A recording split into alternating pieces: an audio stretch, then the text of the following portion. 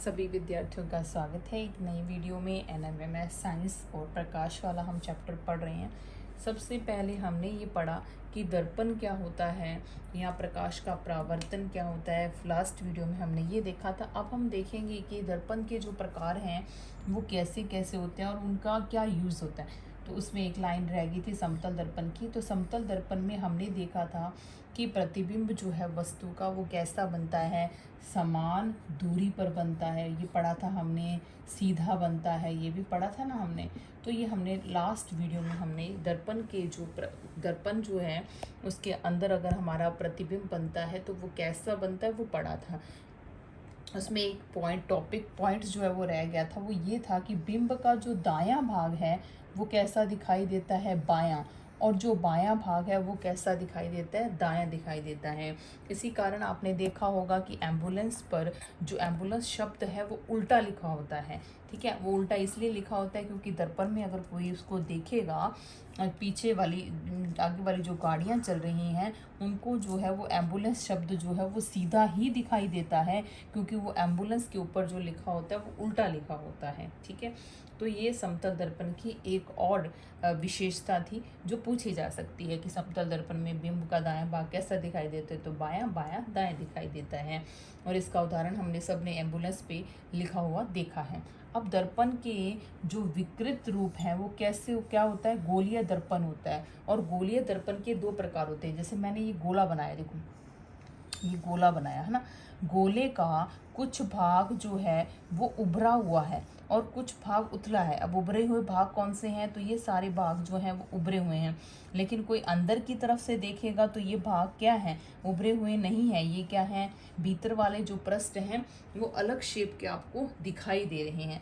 तो गोलीय दर्पण के जनरली जो है वो टू टाइप होते हैं, दो प्रकार होते हैं। कौन कौन से होते हैं, एक तो अवतल दर्पण होता है और एक उत्तल दर्पण होता है। अब इन दोनों में क्या डिफरेंस है, तो अवतल दर्पण आपने देखा होगा चम्मच का भीतरी पृष्ठ, अंदर वाला पृष्ठ, चम्मच को ऐसे करके देखते हैं ना ऐसे, तो वो ये दिखता है, तो ये भीतरी पृष्ठ है।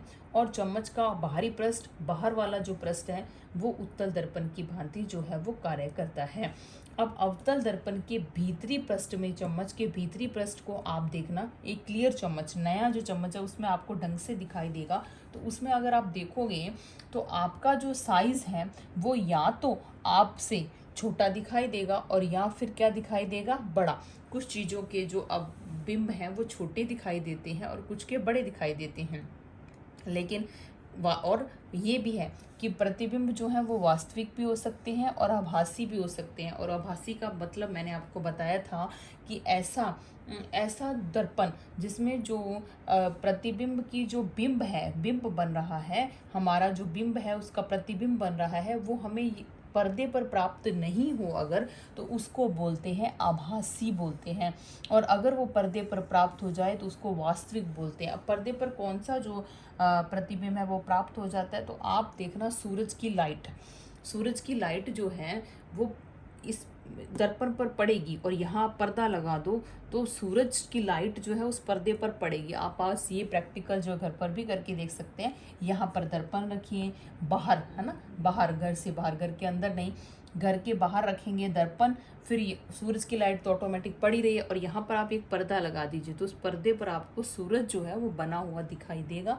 और ऐसे जो प्रतिबिंब है उनको बोलते हैं वास्तविक। और मोमबत्ती को जलाकर देख लीजिए तो उसकी लाइट आपको पर्दे पर नहीं दिखेगी, तो उसको बोलते हैं आभासी। तो अवतल दर्पण की क्या विशेषता है, अवतल दर्पण में जो प्रतिबिंब है उसका आकार जो है वो बिंब से छोटा भी हो सकता है और बड़ा भी हो सकता है, और प्रतिबिंब वास्तविक भी हो सकता है और आभासी भी हो सकता है। अब इसके उदाहरण क्या है, उदाहरण, पहला जो उदाहरण मैंने यहाँ लिखा है, दांत के डॉक्टर यूज़ करते हैं इस दर्पण को। तो वो पूछा गया है एनएमएमएस के पेपर में एक बार कि दांत के जो डॉक्टर हैं वो अवतल दर्पण का उपयोग करते हैं या उत्तल दर्पण का उपयोग करते हैं। आपने हमेशा ये बात याद रखनी है। आज के बाद अगर कोई उदाहरण पूछा गया अगर, तो ये अगर कि आपको लगता है कि ये कोई ऐसी चीज़ है जिसमें प्रतिबिंब जो है वो बड़ा बन रहा है या छोटा बन रहा है, तो वो हमेशा अवतल दर्पण का उदाहरण ही होगा। अब दांत के डॉक्टर जो हैं वो जिस दर्पण का उपयोग करेंगे, तो उस मान लीजिए दांत हमारे मुंह में इतना सा दिखाई देता है और अगर उसमें कीड़ा लगा है तो वो डॉक्टर दिखाई देगा। अगर वो डॉक्टर को छोटा दिखा इतना सा, तो उसके क्या काम आएगा? कोई काम नहीं आएगा। तो डॉक्टर को वो जो दांत है वो बहुत बड़ा दिखना चाहिए, ताकि उसमें अगर कोई कीड़े लगे हैं तो वो उसको आसानी से देख सके। तो दांत के जो डॉक्टर हैं वो इसी दर्पण का उपयोग करते हैं। इसी तरह से गाड़ी की जो हेडलाइट होती है, हेडलाइट मतलब गाड़ी चल रही है उसके साइड में जो मिरर होता है उसमें जो है उसमें अवतल हेडलाइट यानी आगे वाली जो लाइट्स होती हैं उसमें जो है वो अवतल दर्पण का उपयोग किया जाता है। आप देखना, जिस दर्पण का भीतरी पृष्ठ जो है, जिस दर्पण में चम्मच की तरह इस तरीके से दिखाई दे, वो दर्पण अवतल दर्पण होता है। और उस दर्पण में जो प्रतिबिंब है वो हमेशा बड़ा प्राप्त करने की कोशिश की जाती है। और नेक्स्ट है उत्तल दर्पण। उत्तल दर्पण किसके भांति कार्य करता है? चम्मच के बाहरी पृष्ठ की तरह, ये बाहरी पृष्ठ होता है चम्मच का, उसकी तरह कार्य करता है। अब इसके उदाहरण क्या हैं? तो इसका यूज़ होता है ड्राइवर सीट के पास अधिक क्षेत्र में फैली वस्तुओं को देखने के लिए। ड्राइवर की जो सीट होती है उसके साथ में जो मिरर लगा होता है बाहर की तरफ, उसमें आप देखोगे कि बहुत बड़े एरिया में पीछे से कोई भी गाड़ियाँ आ रही हैं, कोई भी क्षेत्र जो आपको आपके पीछे निकल रहा है, तो वो उसमें बिल्कुल छोटा सा दिखाई देता है, छोटा सा दिखाई देता है ना, तो वो उसका यूज़ किया जाता है उसमें उत्तल दर्पण का।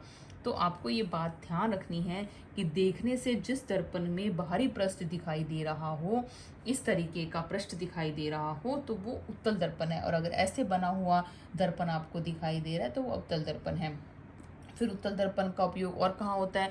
तो स्ट्रीट लाइट रिफ्लेक्टर में होता है, पार्श्व दर्पण में होता है, धूप के चश्मे में होता है। अब स्ट्रीट लाइट मैं आपको दिखाती हूँ। देखिए ये दिख रहा है, ये स्ट्रीट लाइट है। यहाँ इस तरीके से रिफ्लेक्टर लगा होता है। ये रिफ्लेक्टर एक कोने पर लगाया जाता है, तो उस कोने पर रिफ्लेक्टर लगा हुआ है, तो उसमें इस तरफ से जो वस्तुएं आ रही हैं, जो भी साधन आ रहे हैं या इस तरफ से आ रहे हैं, मोड़ पर लगाया जाता है इसको, तो वो सारे उसमें दिखाई देते हैं। तो कितने बड़े बड़े आकार के हैं वो, और बिल्कुल छोटे से दर्पण में दिखाई दे रहे हैं। तो ये होता है स्ट्रीट लाइट रिफ्लेक्टर होता है। तो इसमें भी उत्तल दर्पण का उपयोग किया जाता है।